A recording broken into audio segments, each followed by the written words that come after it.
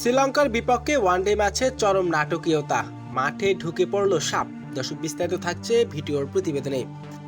আজকে শ্রীলঙ্কা বনাম বাংলাদেশের ওয়ানডে ম্যাচে ঘটল এক অবিশ্বাস্য ঘটনা। খেলাটি যখন চলছিল 12তম ওভারের দ্বিতীয় বলে, ঠিক সেই সময় মাঠে ঢুকে পড়ে একটি সাপ। দর্শক, খেলোয়াড়রা এবং ধারাভাষ্যকাররা সবাই এক মুহূর্তের জন্য স্তব্ধ হয়ে পড়েন। ঘটনাটি ঘটে যখন বাংলাদেশ দ্বিতীয় ইনিংসে ব্যাটিংয়ে ছিলেন। বাংলাদেশের ব্যাটিংয়ে পারভেজ ইমন এবং তানজিদ হাসান তামিম মিলে ভালোভাবে এগিয়ে নিয়ে যাচ্ছিলেন। হঠাৎ করে ক্যামেরায় ধরা পড়ে একটি চলন্ত সাপ মাঠে ঢুকে পড়েছে। সঙ্গে সঙ্গে আম্পায়ার খেলা থামিয়ে দেন এবং মাঠ কর্মীদের দ্রুত ছুটে আসেন।